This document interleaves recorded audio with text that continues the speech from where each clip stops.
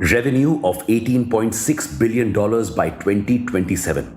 Growth rate of 21.6%. That's the potential of the global hemp industry.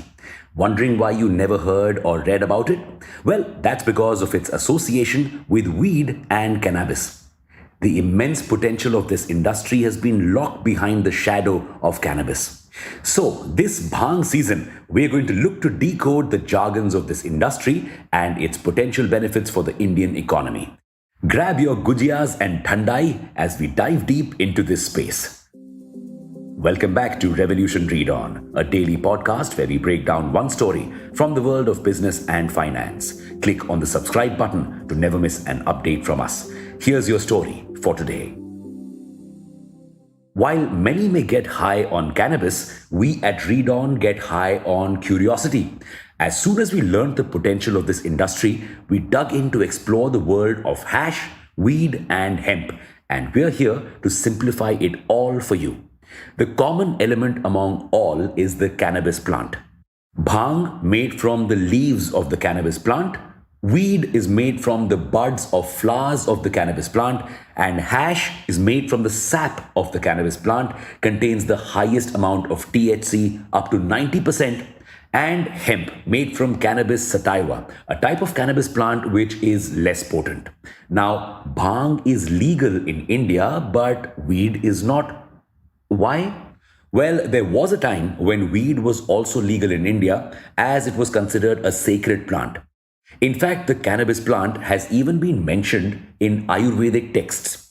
India even fought against making the drug illegal in the UN. What changed our minds? A nosy, distant neighbor, the US. Yes, in 1985, the US pressured India to sign the UN bill to make weed illegal. But the bill only mentions that the buds of flowers and sap of the cannabis plant would be illegal. So bhang is still legal. And so is hemp. Now, while most Indians know about bhang and weed, not many are aware of hemp. Well, hemp is actually a wonder plant. No, we're not promoting drugs. Legally, hemp can have only 0.3% of THC, the component in cannabis plants that gets you high. So, hemp that is grown for industrial purposes has less than 0.3% THC and cannot get you high. What industrial purposes? No matter where you go, there's one buzzword you can't ignore: sustainability. Hemp has the potential to make sustainability more than just a buzzword without giving anyone a buzz. Here's how. First, it can produce better clothes. Cotton is a super thirsty plant. According to a study, to produce one cotton t-shirt, you need 10,000 liters of water. Hemp needs less than 1/4 of that. Plus, hemp fiber lasts longer. So, hemp clothing will need to be replaced less often. Second, carbon negative crop. Unlike cotton and many other crops, hemp is carbon negative. According to a UNCTAD report, it absorbs more CO2 per hectare than most plants. Third, useful for construction. Producing a single ton of steel results in 1.4 tons of carbon dioxide emissions, while the production of 1 ton of reinforced concrete emits 198 kilograms of carbon dioxide. A hemp lime wall with a timber frame weighing 120 kilograms stores approximately 35.5 kilograms of carbon dioxide, after accounting for the energy costs associated with transportation and assembly. Fourth, can eliminate plastic. Hemp can get rid of one of the biggest evils out there: plastic. Hemp-made packaging can be more durable than regular plastic and is also biodegradable.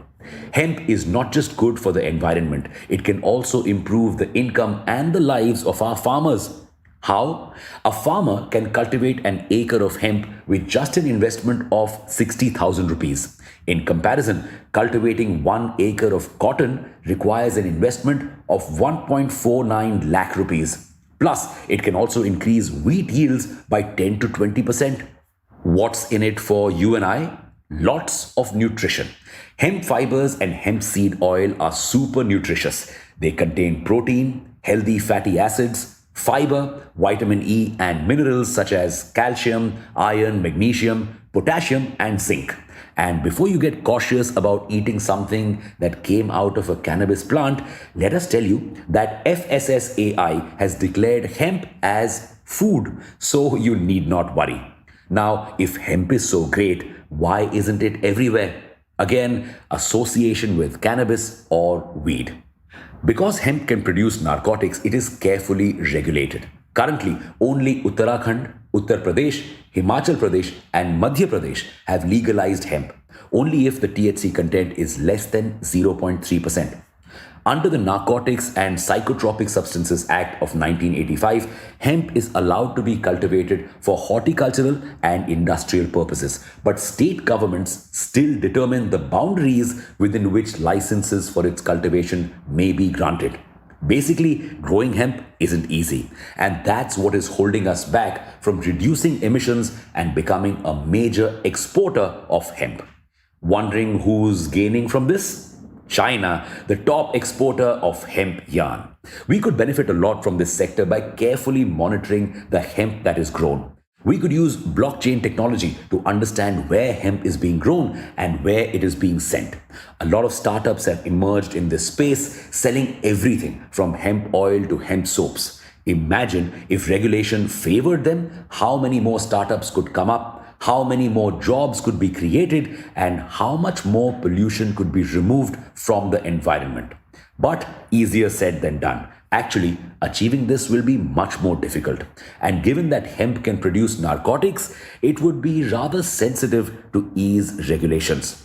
And charas, worth 960 crore rupees, is still being smuggled out of Himachal Pradesh every year. So, should the government boost hemp cultivation with more supportive regulation, or jaisa chal raha hai, chalne de? And with that, it's a wrap. Thank you for listening to this episode. We'll be back with more tomorrow. Until then, read on.